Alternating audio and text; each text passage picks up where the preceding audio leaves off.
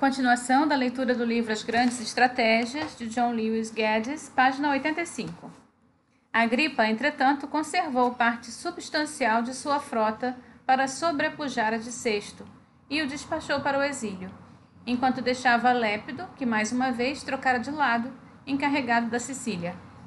Vítima da exaustão física, Otávio não participou dessa batalha, embora tenha se recobrado a tempo de reivindicar uma vitória simbólica.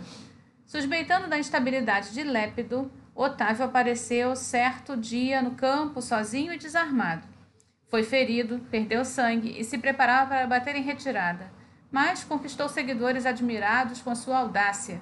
Desta vez não precisou de resgate. A Lépido só restou a rendição. Otávio acabou triunfando na Sicília, mais por exposição do que por estratégia.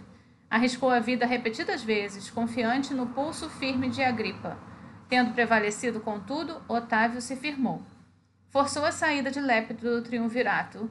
Embora tivesse-lhe concedido uma retirada digna, não houve execuções nem exibições de partes de seu corpo. Assim, restou apenas Marco Antônio para contestar o domínio de Otávio sobre o mundo romano. Dessa vez, contudo, Otávio teve o bom senso de deixar o adversário derrotar a si mesmo. Marco Antônio havia prometido tantas vezes lutar contra o Império Parta que se tornara impossível adiar a guerra.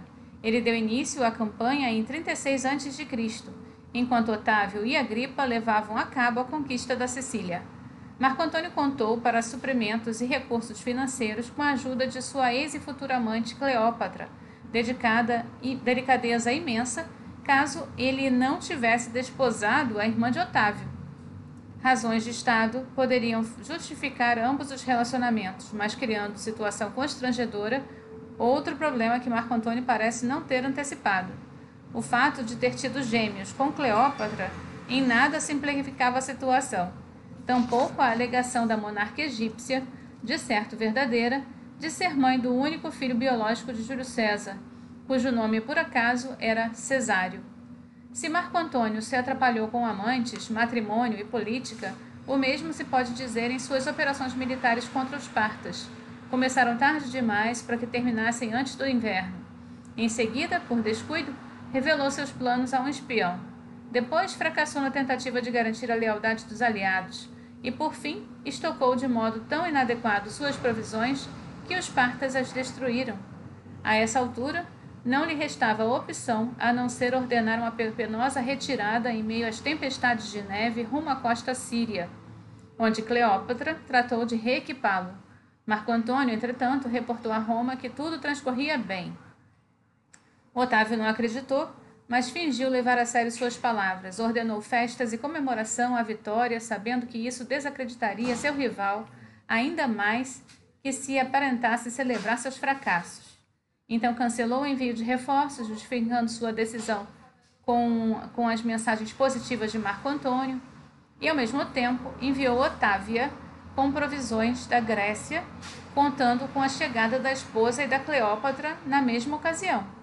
Para complicar um pouco mais a situação, Marco Antônio recebeu o abastecimento, mas exigiu o retorno de Otávia a Roma, pondo mais lenha na fogueira dos boatos de que havia reatado o seu caso com a rainha egípcia. Otávio optou por não desmentir os rumores, certo de que o oponente e seu imenso ego, em breve, os confirmariam. Isso de fato ocorreu quando se espalhou a notícia de que Marco Antônio deixara um testamento supostamente inviolável com as vestais de Roma. Otávio exigiu a entrega dos documentos e quando as virgens se recusaram a cumprir a ordem, o apreendeu. A ruptura da tradição foi um choque, mas Otávio argumentou que o conteúdo do testamento seria ainda mais chocante, e provou ter razão. No documento, Cesário era reconhecido como filho de Júlio César e constava a pedido de Marco Antônio para ser enterrado, mesmo se morresse na Itália, ao lado de Cleópatra, no Egito. Aos olhos dos romanos, Marco Antônio tinha deixado de ser romano. Se um dia governasse, temiam que o império também deixasse de o ser. Essa foi a ruptura final. Otávio armou a cilada, Marco Antônio caiu e só restou a guerra como alternativa. O impasse foi resolvido com uma única e significante batalha no mar, ao longo da costa grega, perto do Ácio, em setembro de 31 anos antes de Cristo. Marco Antônio e Cleópatra posicionaram exércitos e navios no porto e no entorno, mas Otávio e Agripa os cercaram, impedindo o reabastecimento. Exasperado com as deserções, Marco Antônio perdeu a maior parte de sua frota na tentativa de escapar. Esgotados os meios de defesa, ele fugiu com Cleópatra para o Egito. Abriu mão de tudo para segui-la e, uma vez iniciada sua ruína, a concluiu. Registra Plutarco. Otávio agiu sem pressa e, no verão de 30 a.C., ocupou Alexandria, onde encontrou pouca resistência. Marco Antônio e Cleópatra cometem suicídio e ele, desajeitado, com um punhal, e ela, elegante, caso a lenda seja exata, mordida por uma serpente. Restou a Otávio executar o infeliz Cesário, ainda adolescente, e passear pela grande cidade, na ocasião muito mais imponente que Roma. Para concluir a história, Otávio prestou seus respeitos a Alexandre o Grande em sua tumba. O caixão foi aberto, mas enquanto colocava a coroa no corpo embalsamado, o novo governante do mundo, tal qual conhecido, arrancou sem querer o nariz do antigo governante.